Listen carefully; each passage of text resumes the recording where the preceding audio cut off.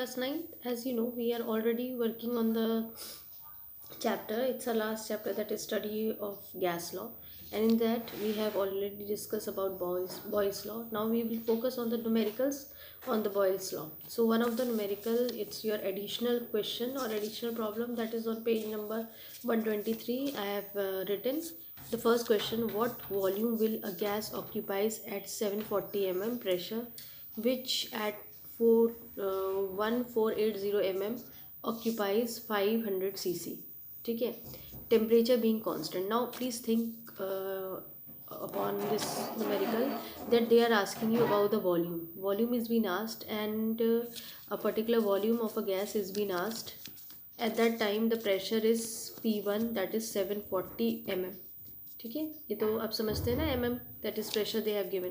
Now they are asking you that the volume V2 is about 500 cc. At that time the pressure is about 1480 mm, temperature being constant. Now this particular thing, if you remember, it's according to Boyle's law. So according to Boyle's,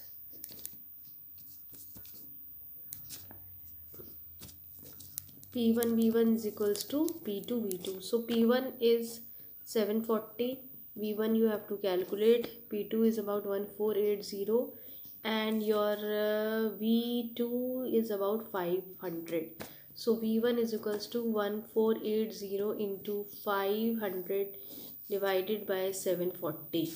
So what we are getting when you calculate it, so please calculate it, and when you calculate you will get it about 1000 cc, right, because it's already twice of this pressure ना. अगर आप इसको 2 से multiply कर देंगे तो 1480 होगा. ठीक है, तो ऐसा कोई इशू नहीं है कि ये आपका 2 टाइम्स है 20, तो ये अपना 1000 हो जाएगा. इजी कैलकुलेशन है, ये एक सिंपल वे है, और अभी आप just because temperature is being constant.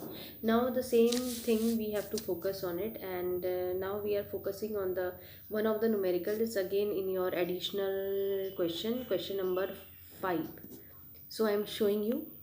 Now this is question number 5. A gas cylinder having a capacity of 20 liters contain a gas at 180 m, means this pressure is given, this is the capacity of the container. How many flasks of 200 centimeter cube of capacity can be filled from it at 1 atmospheric pressure if the temperature remains constant? So it's again it's related to your Boyle's law only. Let's focus on this question.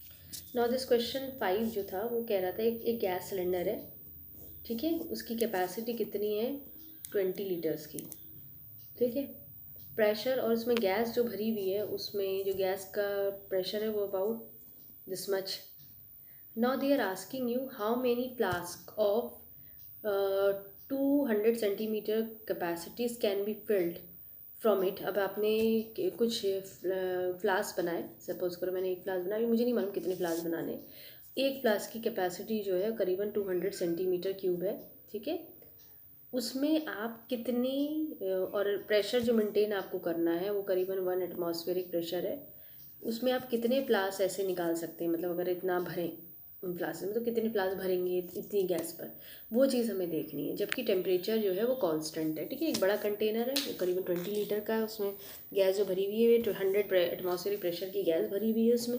अब आपको एक flask है जिसकी capacity करीबन 200 centimetre cube है, उसके अंदर आपको गैस भरनी है फ्रॉम इट, और उसमें जो प्रेशर भरेंगे वो करीबन 1 एटमॉस्फेयर में. तो कितनी कितनी ये नहीं देखना है कितनी गैस भरेगी, आपको कैलकुलेट करनी है इस गैस से कितने फ्लास्क ऐसे भर जाएंगे, तो वो फ्लास्क की अब आपको कैपेसिटी निकालनी है. ठीक है, लेट्स सी अबाउट इट, क्योंकि प्रेशर भी है भाई. अभी यहाँ पे हाई प्रेशर है, हाई प्रेशर पे गैस जो है कम जगह घेर के करीबन 20 लीटर उसने ऑक्यूपाइड करा, और यहाँ पे कितना प्रेशर है, प्रेशर बहुत ढीला छोड़ दिया गया है ना, करीबन 1 है, यहाँ बहुत हाई था, तो यहाँ गैस के मॉलिक्यूल्स भी ज़्यादा हैं. ठीक है, now let's come to this part. So let's see, V1 जो हमको दिया रखा है वो 20 लीटर्स दिया रखा है.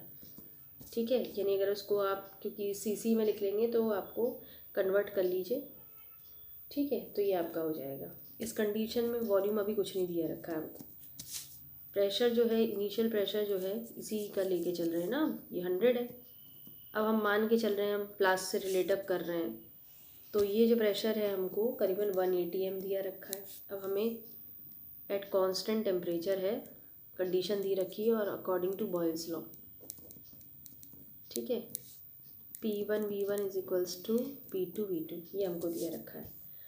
तो आपको निकालना है बेसिकली V2 आप कैसे निकालेंगे, P1 V1 अपॉन P2। तो आपका हो गया 100 इंटू वॉल्यूम है आपका जो आपने कन्वर्ट करके रखा हुआ है, ठीक है, अपॉन 1। तो ये आपको करीबन 2 3 4 5 6 cc, ठीक है, इतना आपको वॉल्यूम मिल जाएगा। अब आपको नंबर ऑफ फ्लास्क निकालना है। So you calculate the number of flask, ठीक है, flask of capacities,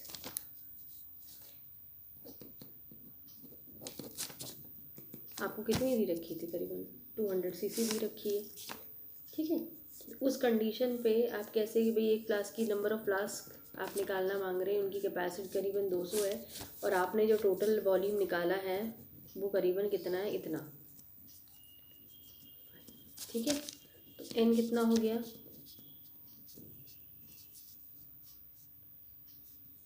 divided by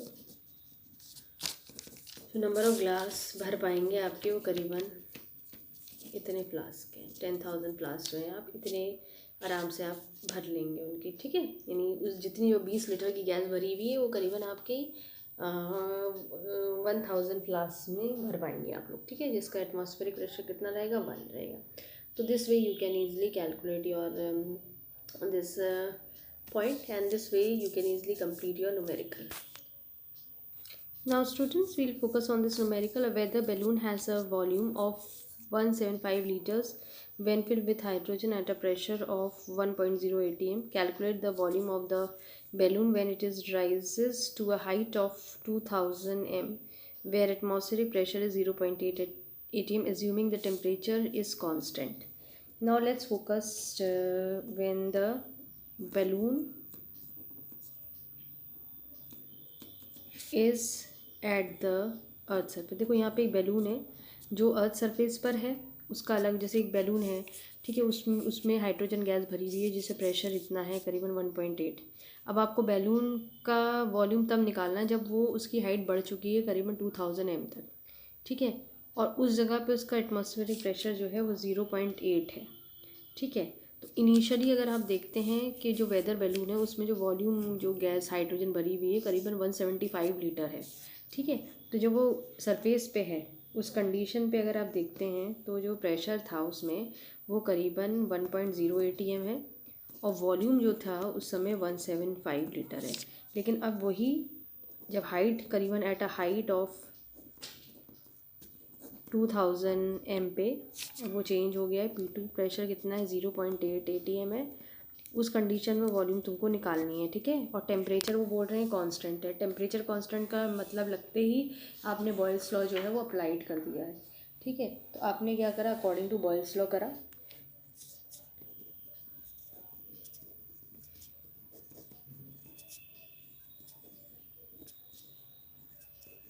P1 V1 equals to P2 V2, ठीक है। तो ये हमारा V2 आप निकाल रहे हैं, कितना हुआ आपका 1.0 इंटू 175 अपॉन 0.8। जब आप कैलकुलेट करेंगे तो करीबन 1218.75 लीटर्स। तो देखा होता इजी है, लेकिन सिर्फ क्या है टीचर ने लैंग्वेज आपकी चेंज कर दी है, क्वेश्चन का एकदम सिनेरियो बदल दिया है जहाँ पे आपकी चीज़ें बिल्कुल बदल गई, लेकिन आंसर उसी वे से निकल के आ रहा है। So these are the 3 patterns we have discuss over here. So please try to focus on the other numericals also. I am giving you some numericals. You practice that numericals at your home. Now children, this is the numerical I am giving you at homework. At a particular temperature, certain quantity of a gas occupies a volume of 74 centimeter cube at a pressure of 760 mm. If the pressure is decreased to 740 mm, what will be the volume of the gas at the same temperature? अब यहाँ at the same temperature से don't get confused. It means constant temperature. ठीक है, it means constant temperature. Now you got the point. It's constant temperature. It means Boyle's law. You have to apply it. You write down the formula of Boyle's law and do the numerical. Your answer should come like this much only. So I think this is clear to you. This way you have to do it. I am giving you one more numerical that also you have to practice at your home. Children, this is the next numerical. The volume of a certain amount of a gas at 100 centimeter pressure is 80 ml. ये आपको pressure दिया रखा है, ये आपको volume दिया रखा है. The gas is expanded to, it's about 1, it's 1 है ना, 140.5 ml.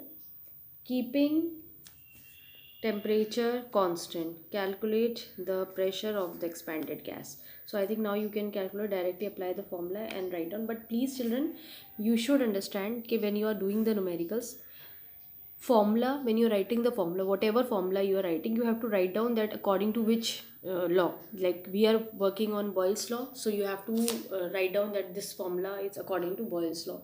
Then you have to show what is P1, what is P2, what is whatever is being given, V1 or V2. Then you have to, after writing the numerical, you have to substitute all the values, and the last is the answer with the unit. So when the teacher is marking the she's checking your question, your answers, so she'll first of all she'll say, in numerical portion I'm talking about, so law name should be there, then formula should be there, then the next marks comes for the substitution, right, and the last but not the least, your answer with unit.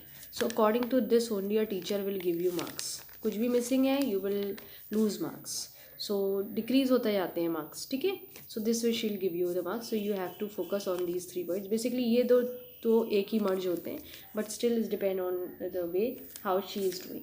So it's clear to you.